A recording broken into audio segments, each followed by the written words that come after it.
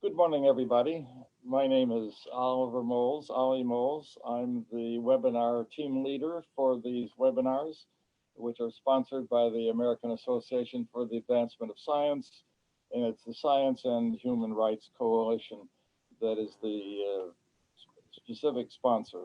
We've been running these webinars for 6 years now, to begin with, on topics on program evaluation and innovation, and more recently on scientists and their roles in various ways, collaborating with human rights organizations and issues. Then more recently on these kinds of topics. Here are some examples of the kinds of webinars that we've held in the last year. One on climate change with insights from indigenous people that the American Chemical Society sponsored. One on community-owned water baseline data, which was run here through George Mason University. And last year, one on community science, a very interesting one in New Orleans on local knowledge and scientific tools, joining forces to document urban health hazards, which had to do with the interstate running through the middle of town, and in particular through Black neighborhoods with lots of pollution and noise and so on.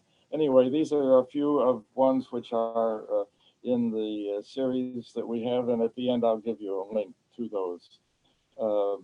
This particular webinar we are very pleased to have, and was part of a series from the coalition meetings this fall.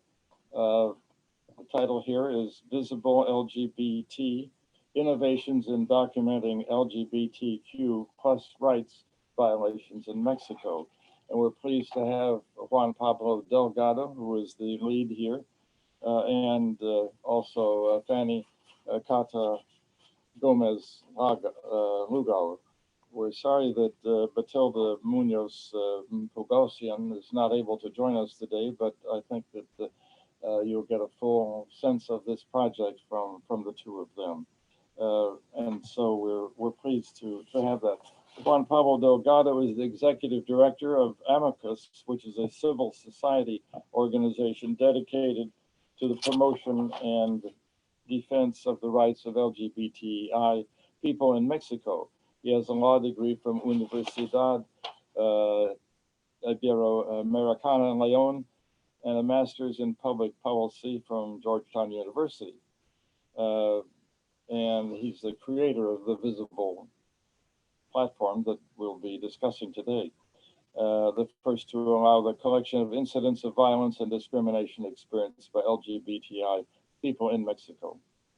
We'll also be joined by Fanny Cata Gomez, he will introduce, Gomez Lugo. She's a Venezuelan lawyer, feminist, and queer person who has been teaching at Georgetown University Law School since 2012. She's on Women's Equality Center, where she focuses on reproductive rights. I think with that, let me turn it over to Juan Pablo Delgado to lead off this discussion today. We're very pleased to have you both with us. Thank you, Ollie. But I think Fanny will start with the conversation. Since she's going to provide some context, and then I'm going to take the lead on presenting the project. Very good. Thank you very much for that introduction. I am going to share a screen. Let's see if it's happening. Hold on 1 second. In the meantime, I just want to say that I am very pleased to be here with you today. It has been an honor working hand in hand with Juan Pablo for a long time now. Juan Pablo was one of my students in the fact-finding mission we did. I was the adjunct professor in charge of the Human Rights Institute at the Georgetown Law University Center for a couple years ago, and Juan Pablo was one of my students. We led a fact-finding mission to Guyana to determine the human rights situation of LGBT people in Guyana. And then I had the fortune of being able to advised Juan Pablo in the creation of this tool, of this mechanism, this tool to report and document instances of violence and discrimination against LGBT people in Mexico. And so I'm very, very pleased to be here with you today. So to start off, I am trusting you are seeing my screen. And if not, please do let me know. What I wanted to share with you today, well, first of all, I want to thank the AAAS and George Mason University for giving us this opportunity.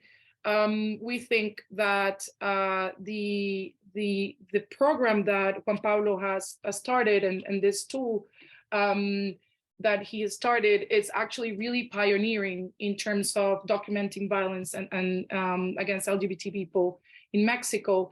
And so it's great to have a space at George Mason University to bring this and share this with you and hopefully start a conversation. I want to thank specifically Oliver, John, Catherine, and Kartik for making this possible. And with that, I'll just start. The presentation, you see the title says, Lo que no se ve no existe, which in English it translates, what you don't see doesn't exist. Importance of data collection on human rights violations against LGBTQ plus people. Right. So let me see. First, I wanted to start off by showing this slide which has pictures of a lot of LGBT activists in the region, some of whom we have lost to COVID or to violence in the past few years. And I just really wanted to showcase that the same with Juan Pablo and Juan Pablo's organization, we have been able in Latin America and really around the world, but mostly in Latin America and the Caribbean, the civil society organizations really are at the forefront in bringing forward situations of violence and discrimination, in making complaints, in making public, public claims about what the violence and discrimination that we face in the region. And so we have been able to advance very much in the regional system, in the international system, in terms of either committees or rapporteurs who are actually looking at our issues very specifically. And this has been the result of years and years and decades of advocacy and really a fight that has been brought to the front by the LGBT people themselves. So I just wanted to highlight this, which I think it's important to situate the conversation, that it's not, we really haven't been given anything. Everything that we have been able to everything that we see at the state level, at the regional level, international level, are the result of pressure and work from civil society organizations, just like the one that Juan Pablo leads. I also want, because I'm going to be talking a little bit about, I wanted to give some context about the importance of data collection. And then hopefully the idea is that I'm giving enough context so when you look at, and when you see, and when we get to hear the amazing work that Juan Pablo is doing, we're able to see why there was such a big gap in data collection, and why the project that Juan Pablo leads was so needed and so important. In order to do that, I just have to tell you a little bit about some of the regional mechanisms that have been put in place, again, thanks to the work of civil society organizations and human rights defenders at the regional level. So in this particular case, the Organization of American States is kind of the regional political body of the Western Hemisphere. It covers 35 countries, from Canada to Argentina, and of course, all of the independent countries in the Caribbean. And they meet once a year in a General Assembly. And in the Organization of American States has two independent separate bodies that do monitoring and overseeing of human rights violations. One of them is the IACHR, which is the Inter-American Commission on Human Rights, and the other one is the Inter-American Court of Human Rights.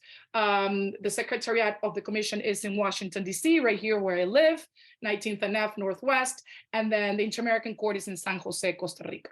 The commission is composed of 7 commissioners, The commissioners are elected independently on their independent capacity as human rights experts. They do not represent a country, and they basically are the 7 commissioners overseeing compliance of human rights treaties by all of the countries in the region. And so what you see here right now is that in 2011, the Inter-American Commission decided to establish a specific unit to look into more depth at human rights violations faced by LGBTI people. The first rapporteur was Tracy Robinson. The current rapporteur is Roberto Clark. And the commission really was fundamental in establishing, again, the foundation. But one of the first, I used to work at the commission. I used to lead the work of this reportership. And part of the problem that we were having at the time is, yes, we were getting a lot of information through public hearings about the amount of killings, about the violence, about the impunity, about the particular gravity of these crimes and heinous crimes against LGBT people that had absolutely no response on the judicial system. But we were really lacking data. Right. So one thing is to kind of like have anecdotal evidence or kind of testimonies, and we were getting all this information that there's so many, but really, in order for the commission and also states, obviously, to put forward policies, to put forward legislation, you have to have data that really tells a story beyond just anecdotal evidence. And so in this regard, the commission at the time, 2011, 2012, let me start off by saying that, and we will be talking a little bit about this throughout my presentation, is that states, according to international human rights law, states have an obligation to produce data. It is a kind of side B of the right to access information. And it's very clear that Inter-American system, through the jurisprudence by the Inter-American Court, and also through soft law by the Inter-American Commission, they have very much established that states have that obligation. But at the time, and also right now, the vast majority of states in the region do not really collect data on human rights violations faced by LGBT people. They might collect data in general about human rights violations, but it's not necessarily disaggregated by gender identity or sexual orientation. So really, there is really very little information to account for the differences in the violence. What does that violence look like? How many? And if there are areas or age groups that are more affected, identities, orientations that are more affected by what type of violence. And so because the states are not producing this data, then filling that gap is really left to civil society organizations. When I was the commission were like, well, we can't really have that. So let's do our own data collection. In a very rudimentary way, I have to say, with huge disclaimers, we went through thousands and thousands of, at the time, 2011, thousands of press clippings, Google alerts, reports from civil society organizations. And the commission came with, this is one of the first attempts that the commission did to collect data, again, because the states were not collecting, civil society organizations were starting to, but it was very centralized. So there was an organization in Honduras doing this. There was another organization in Colombia doing this. But it really also were different criteria to use the data. So it really was hard to kind of compare because really it was apples, pears and apples. And so we would say that in Spanish. I'm not sure if that translates into English. So the commission did this first attempt to collecting data and monitored violence during 15 months. And it came to the conclusion that were 770 attacks against LGBT people, including killings and non-lethal attacks. And then there was a report out on this particular kind of analyzing the data, very, very short report. Big takeaways of this report is that the vast majority of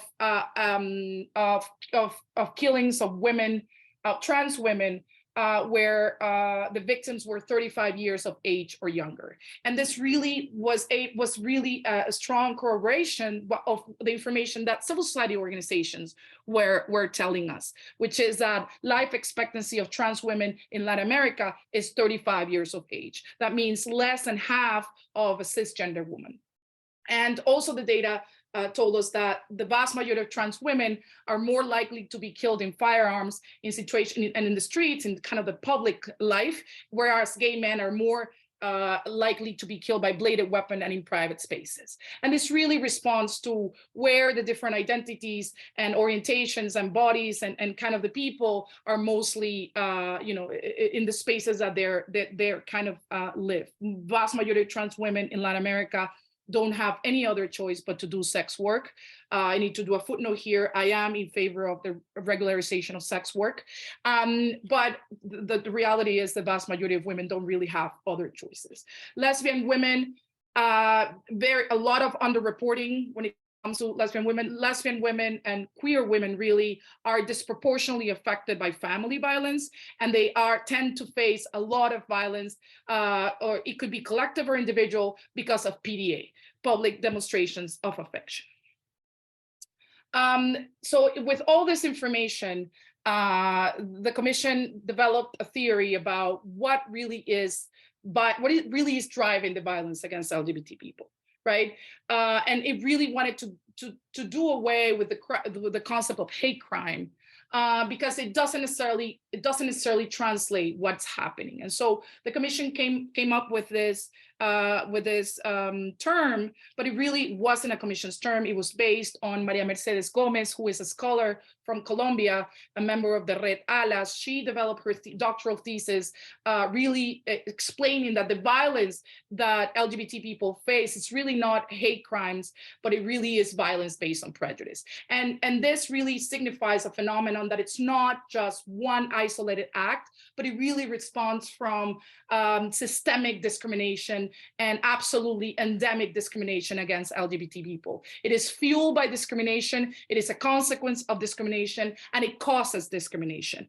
One of the most important, two more things about violence based on prejudice that I wanted to highlight. One, it really has a symbolic impact. So when a person is attacked, a group of persons who are LGBT are attacked, it really is a message that it's sent through the society as a whole that LGBT people are not welcome, LGBT people are really stepping outside of the normative, and that should be punished, that should be sort of put back in its place.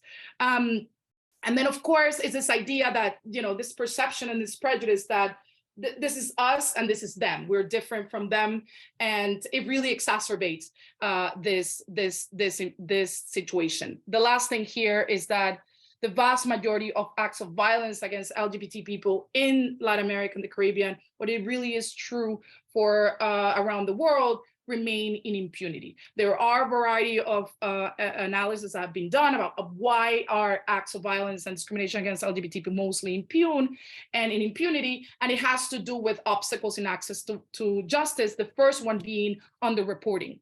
The vast majority of LGBT people are really in fear of reporting because that would out them, but also, and I'm sure we're going to talk here a little bit more about from Juan Pablo on this, that would really out them to their community, to their families. And it also, there is a fear of reporting to the police, who is going to be attacking you, stigmatizing you, discriminating against you when you attempt to report these crimes. And also, let's not forget that we still have countries in the Caribbean that criminalize same-sex intimacy between consenting adults. We have had some progress in that some countries have decriminalized, for example, Belize or Trinidad and Tobago, and there are a lot more litigations going on, particularly in the Eastern Caribbean, to decriminalize what they call buggery laws, but that's still very much in place. And what we always say when it comes to these issues is that even if you have the most progressive normative framework, for example, countries like Argentina, Uruguay, or even Mexico, where in most instances you have access to same-sex marriage, or you have gender identity laws that allow people to rectify their gender marker and their name, that doesn't necessarily translate. It doesn't necessarily mean that societies have evolved as fast to kind of eliminate completely the violence and the discrimination. The commission then after this did a report, the first report on violence against LGBTI people in the region, 2015. And basically the first recommendation that the commission did to states, and is very, very fleshed out, very specific, is about data collection. States do need to collect data in order for everything else to happen. It's not just protocols to investigate, but also public policy, legislation, and so forth. Again, going back to the states' human rights obligations, according to international human rights law, states have the obligation to respect, protect, and fulfill human rights. When it comes, what does that look like when it comes to LGBT people? The obligation to respect means refrain from interfering with or curtailing the enjoyment of human rights. For example, when a state commits torture based on sexual orientation, gender identity. The obligation to protect requires states to protect individuals and groups against third parties or individuals. So for example, what does the state need to do to prevent killings of trans women? The states already know that trans women are a particular group that is vulnerable to violence. What does it need to do to protect people from being killed because of a bias, because of a prejudice? And finally, the obligation to fulfill means that states must take positive action to facilitate the enjoyment of basic human rights, and that includes social, economic, cultural rights, and also, of course, passing of laws that are protective of our rights. Going specifically into, I have about 6 minutes left, and I just want to really focus on the issue of data collection. The issue of data collection is so important that in addition to the Inter-American Commission of Human Rights, as you may know, the UN in 2011 decided to pass a resolution to create a position of, it's kind of similar to a rapporteur, but he's called an independent expert on human rights violations linked to sexual orientation, gender identity. The current special independent expert is Víctor Madrigal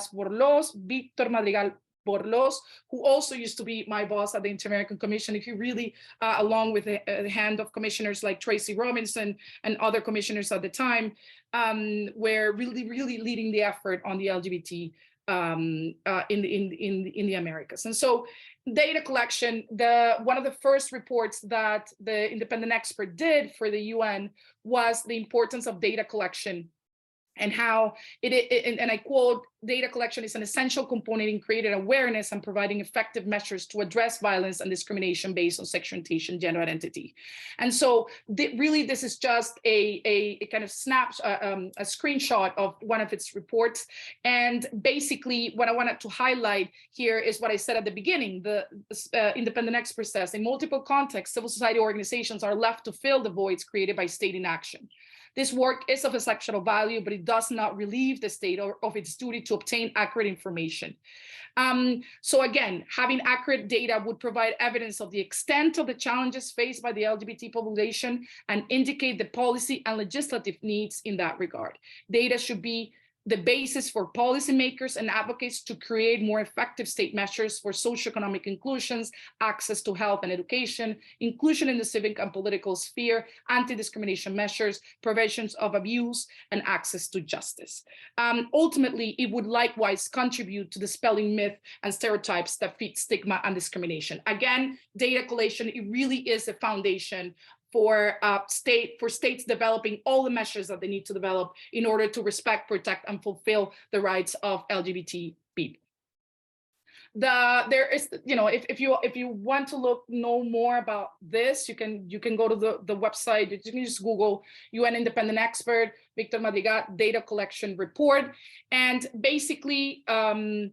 The report talks, I don't have much time to go into details about the guiding principles, but these are the guiding principles that the independent expert indicated in its report, because of course, as you may think, and we're going to hear a little bit more about this in the context of Mexico from Juan Pablo, data collection is important, but at the same time, there are privacy concerns when it comes to data collection. Do you really want a state that has all of your information, but it also is a state that has policies and legislation that really negates your rights, or actually even consider you as a criminal because you're gay or because you're trans? Do you really want that state to have that information about who is who and the amount of, the situation of sexual orientation and gender identity? And so one of the main guiding principles is the issue of privacy and confidentiality. Also, of course, the lawful use of that information. Right. Finally, 2 more minutes left, and I just want to go over. We cannot talk about LGBT issues unless we also, unfortunately, talk about opposition to our rights. In my current job and throughout my career, I've really worked on monitoring and seeing what the narratives are when it comes to opposition groups. We, of course, know that during the Trump administration here in the US, the rhetoric, the violence actually went on the rise. There are a lot of organizations here that document the amount of violence and discrimination that people in this country face, particularly LGBT people of African descent in big cities like Chicago, New York, how that violence really went on the rise because of the rhetoric coming from the top government officials. And so, but in addition to that, we also have seen that a lot of organizations, civil society organizations, states, and a lot of other representatives at the UN level have really fought back in rolling back all of our rights. And so we have this threat, and some of the arguments that a lot of these organizations used against the advancement of SOGI, means sexual orientation, gender identity, the advancement of human rights and SOGI are here. So, for example, that equal human rights do not extend to all persons, which actually defeats the purpose of equality and non-discrimination, that these issues are new rights, and that, of course, this has to be interpreted according to cultural and national particularities, which, of course, we know are absolutely contradictory when it comes to human rights that are universal, and that there is a principle, the cornerstone of human rights is equality. Finally, these are some of the key anti-right strategies. This is really the 360, training of UN delegates, development of alternative scientific quote sources, development of a parallel human rights framework that is very much based on freedom of religion, state reservations, defunding and delegitimizing human rights mechanisms, online organizing. They're big on platforms that require your signature. There's a lot of youth mobilization that opposition groups are doing. And then finally, convenings happening all the time. Without going further, really, there was a month ago, the CPAC, the Conservative Political Action Conference, took place in Mexico City, and big names of the opposition and radical right from the US, from Brazil, from all over the world went to Mexico City and basically are pushing against all that has to do with LGBT and reproductive rights. With this, I close and I pass it over to Juan Pablo so he can share with us the amazing work that he's doing in Mexico. And I hope this provided enough of a context. Thank you very much. Let me just interject. Please put your questions in the chat box for both of our speakers today. We look forward to the discussion in a little bit and allotting about 10 minutes at the end for this. Thank you. Go ahead, Juan Pablo. Yeah, thank you. Let me just put the presentation on.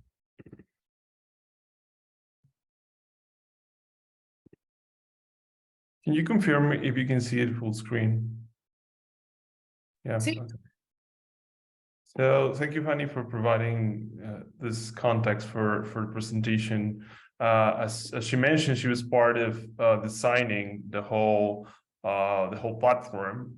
Really provided really great insights on how to try to encompass every type of incident that is discriminatory or violent against LGBTQ people in Mexico, but really, truly, this platform could really work anywhere else in Latin America because of the insights that Fanny provided. So let me just start by saying that, as Fanny mentioned in her presentation, that what triggered us as an organization to build up this platform was that we, because of the work of the Inter-American Commission of Human Rights, we entered into the conclusion that what happened in Mexico in terms of the lack of data collection that has to do with every type of incidents of discrimination, violence that LGBTQ people suffers, but really whatever type of effort on collecting data on the guarantee of the rights of LGBTQ people wasn't happening in Mexico was also true for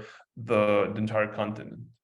And so when we started litigating in Mexico, different types of cases related to the rights of LGBTQ people, it was something that we needed for the litigation was data to contextualize the judges on how important their decisions were to try to transform the reality that happened in our country, and not just focusing on the isolated case that we were bringing to them, but really trying to sensitize them in terms of the importance of resolving each of the cases that we were presenting.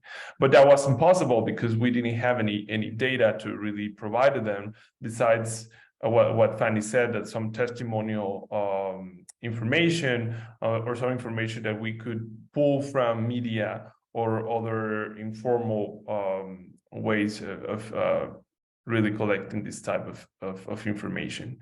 And so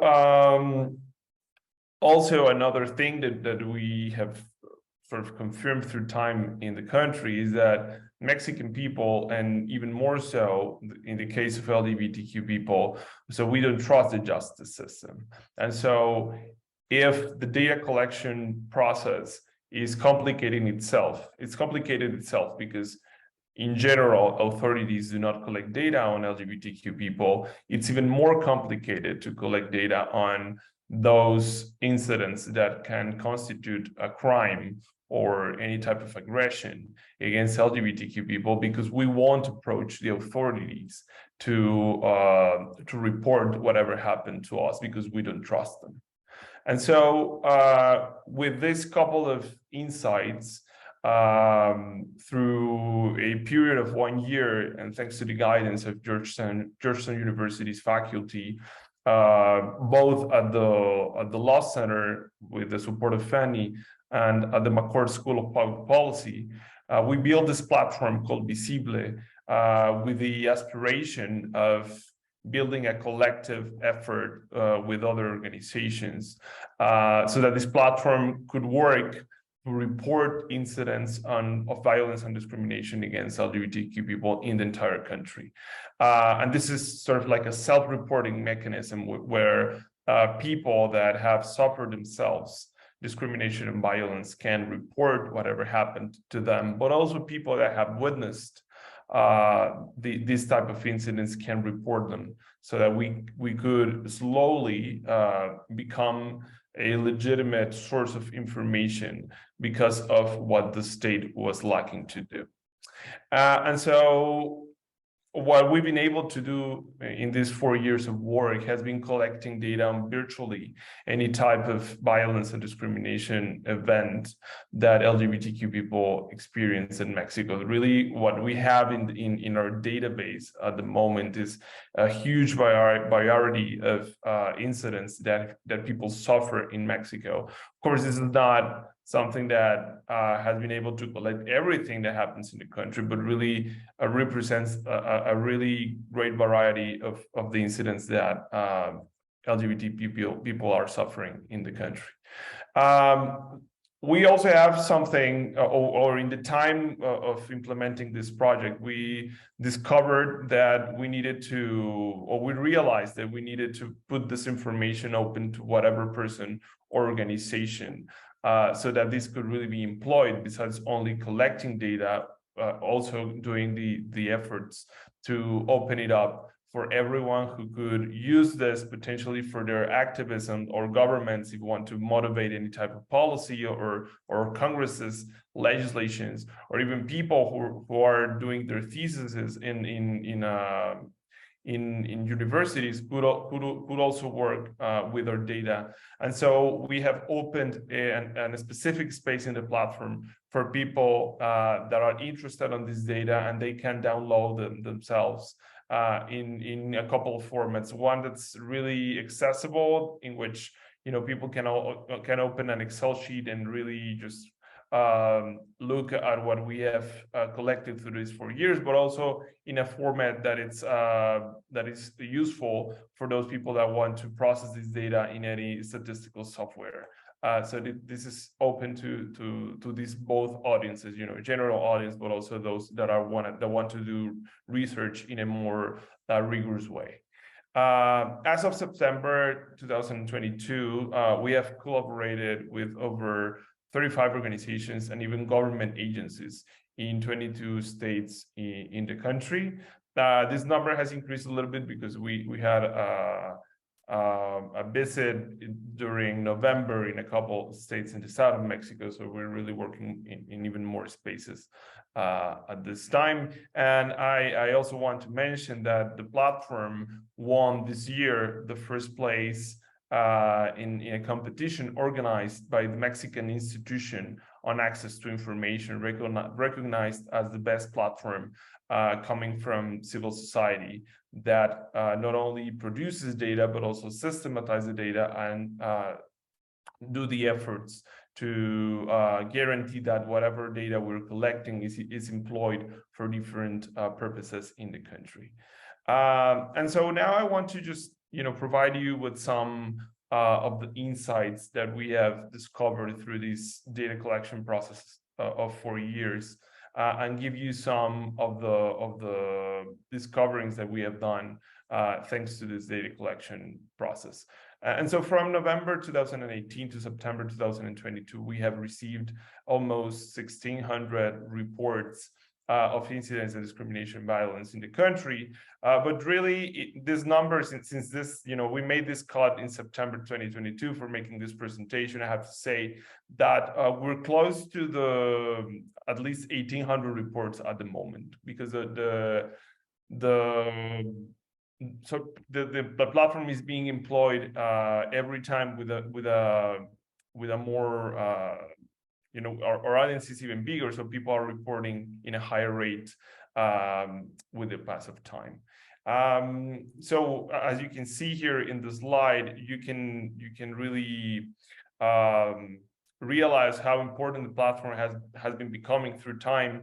We started with a rate of reporting of about 13 reports per month, and we are receiving over 100 reports per month during this year. So really, we have increased a lot this rate, and this is thanks to the efforts that we've done through social media, through local partners in the different states in Mexico at the community level, but also because of the contribution of the media that has been really helpful to sort of spread the word about the existence of this platform. And so the community has really sort of like took over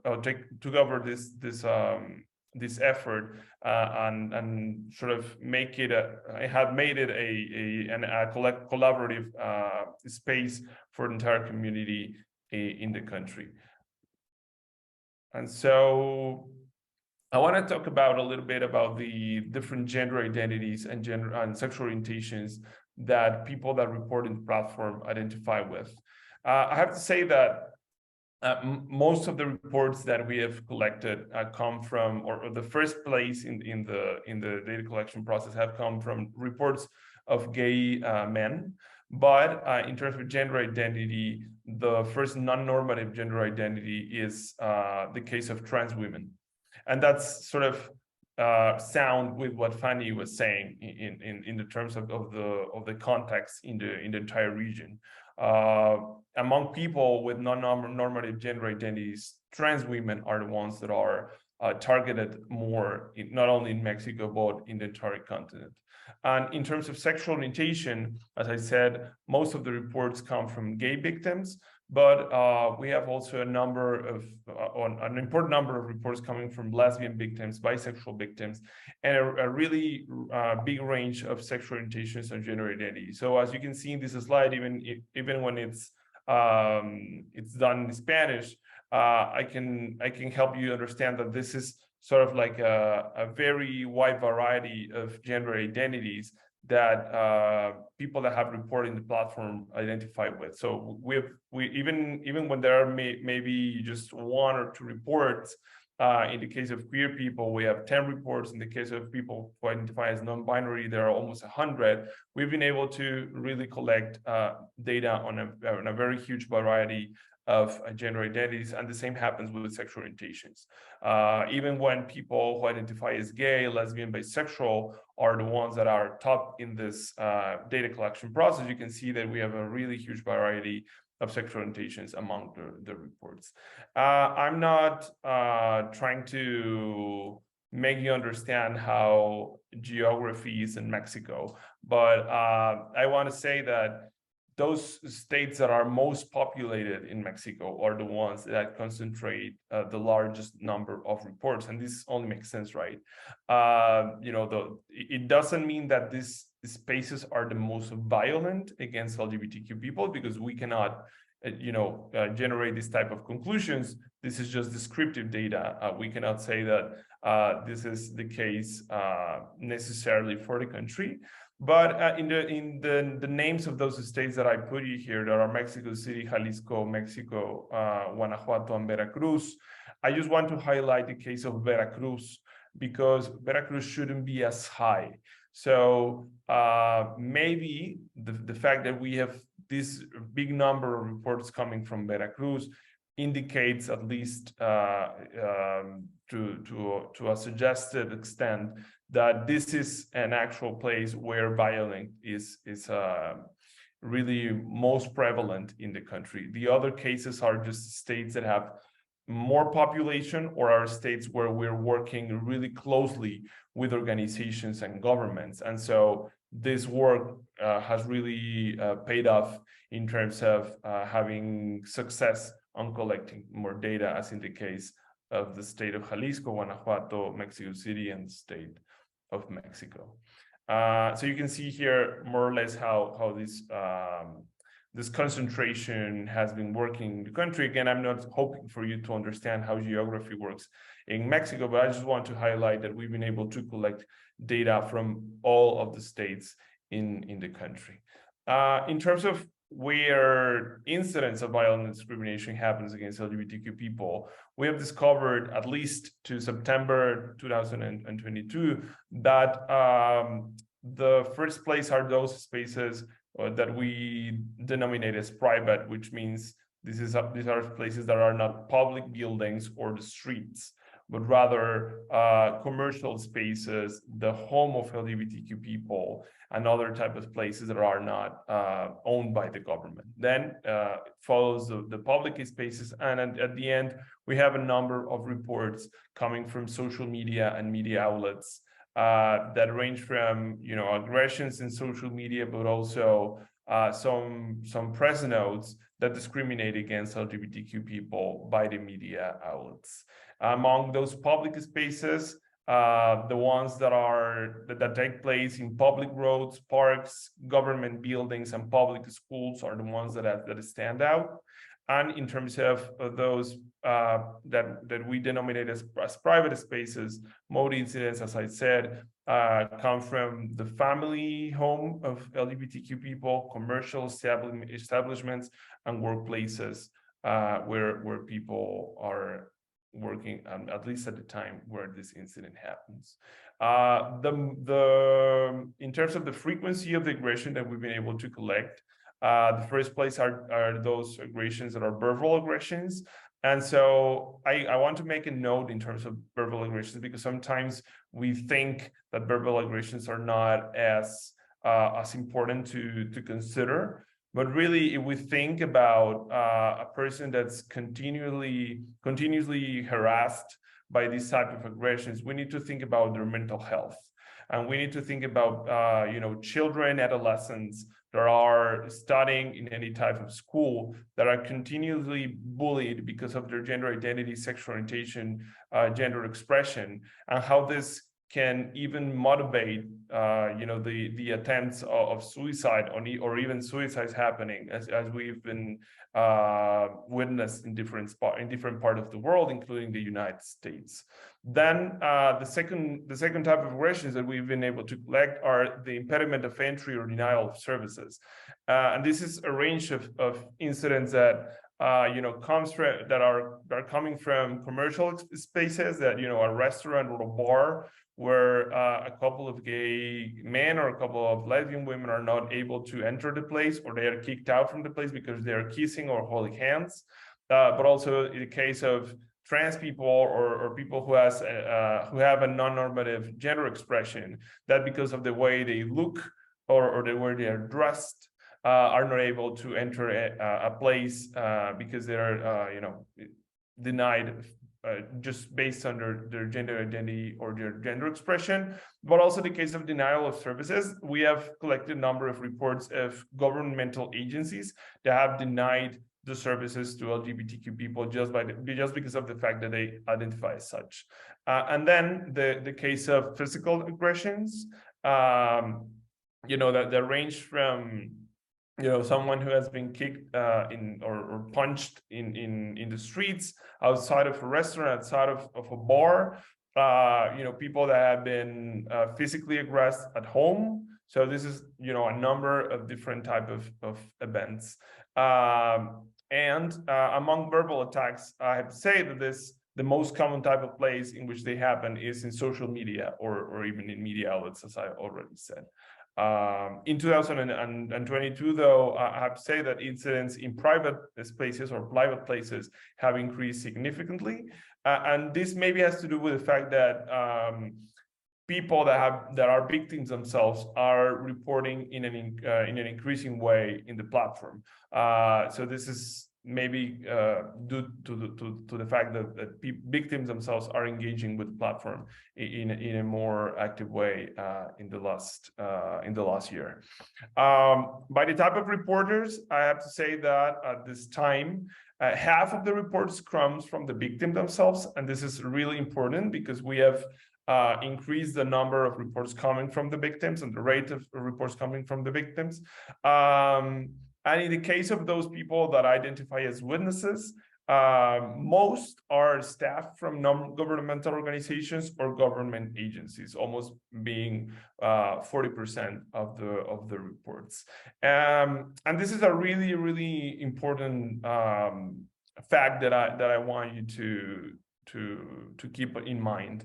6 of every 10 reports made by the victims themselves in the platform had not been previously reported anywhere else.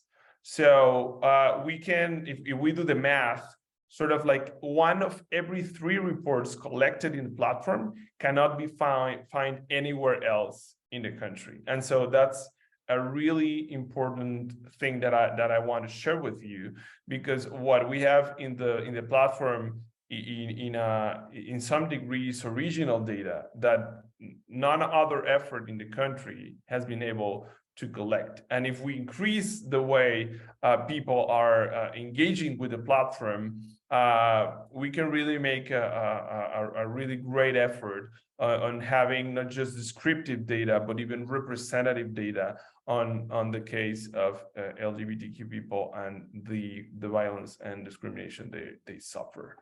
I just want to check how much time I have left. Okay, so I think I have to be closing up at this time. I just want to provide a couple of examples that demonstrate how this data has been useful for advocates in Mexico. This is a really interesting thing that happened in a somewhat small city in Mexico that's called Pachuca. In the city of Pachuca, a group of activists used the data coming from the platform to stand before the taxi owners to express discrimination and violence was coming from their services. And thanks to the data, they were able to make an agreement with the taxi companies, the cab companies, so that discrimination and violence is stopped from them to the community. And then the second case is the case of Luis and Gustavo, who were discriminated against when we were seeking for a home to buy in the state of San Luis Potosí.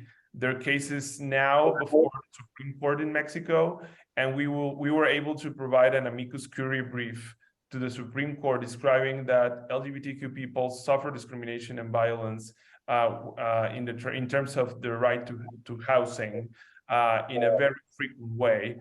And this is only thanks to the reports that people have have shared with us in the platform. So I have some other examples to provide to you, but I think the time is over now. I just want to close up by saying that we build a platform considering a number of human rights standards built from international organizations. We combine this with scientific methods coming from different faculties in Georgetown University, and added up this to technology. And so this has really provided social good in the country. And I think it's a good example of how, you know, these three different ingredients can work together in terms of providing change in any place in the world. Thank you.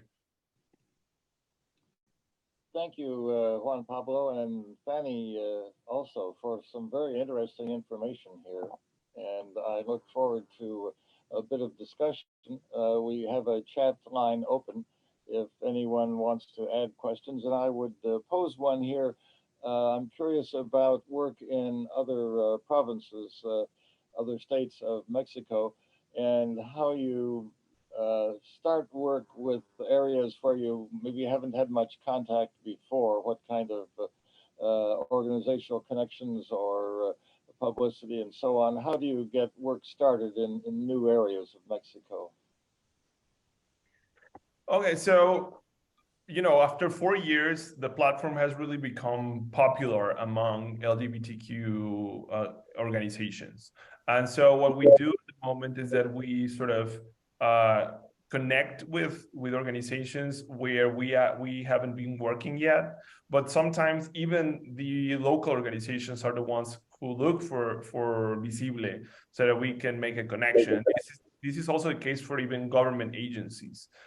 Just a couple of days ago, I spoke to the mayor of the capital city of one state in the south. We don't have any work at the time, and she asked me if we could work together using the platform. So, you know, the platform, at least in terms of local organizations and government agencies, has become popular. And so that's only the result of 4 years of work that have, you know, made the platform the largest repository or the largest database on discrimination and violence against LGBTQ people in the country. That's it. You know, if you want to understand how violence and discrimination operates against LGBT people in Mexico, your best source will be Visible. And so I think the organizations and the governments now realize that, and that's why they want to work together with us. And of course, we want to work together with whatever organization approaches to us, even if it's a small organization, if it's a large one, it doesn't matter. For us, every type of collaboration is important.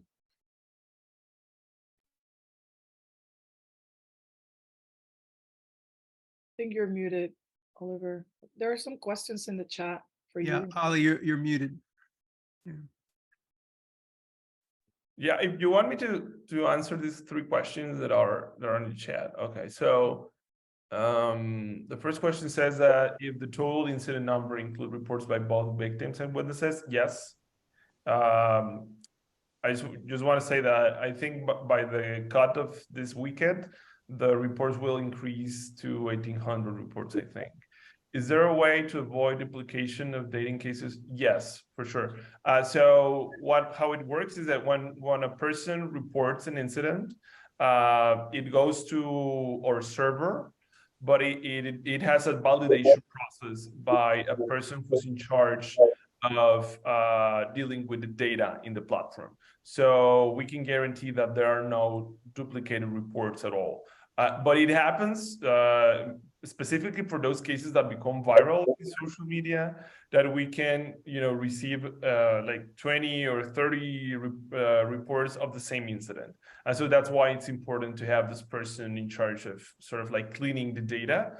But you can be sure that when you download the database in the website, there will be no duplicate events. So that you know, you're really working with when I say that you're working with 1,800 incidents, that's the case, because there's a person who's in charge specifically of cleaning the data. When looking at the geographic data, looking at incidents per 10K population will be able to highlight cities more. Sure. I think so. At least I don't know if we can make it. If you can make the case for cities, but we can make the case for states, because we cannot guarantee that we have enough data from every large city in the country. But I think we can make the case for states. And I can say that if you see a concentration of population in the states and the number of reports that we have collected, at least 4 out of the 5 most populated states are also the ones that from where we have been able to collect data. There's the case of Veracruz that I highlighted where that's not the case. So that might be a suggestion that something particularly worrisome is happening in that geographical area. We have tried to reach out human groups focused on other issues. People who work, or organizations who work with people with disabilities have approached to us, so asking if we can provide some data on how discrimination happens because of sexual orientation and gender identity to people with disabilities. And we have the ability to provide that information because we have a questionnaire that's a complementary or an additional questionnaire where we ask about identities in terms of or in intersectional terms. Not every person that reports in the platform complete this additional questionnaire, because when we were making the test of the survey, some people asked us what was the need to include all those questions. So that's why we divided the questionnaire in 2, because we want to privilege getting the report, and we don't want people dropping out in the middle when we were answering the questionnaire. But we do have the ability to provide some data that's intersectional, and so that's why they approach to us. And so, well, thank you, Sarai. We know each other. Thank you for your comment.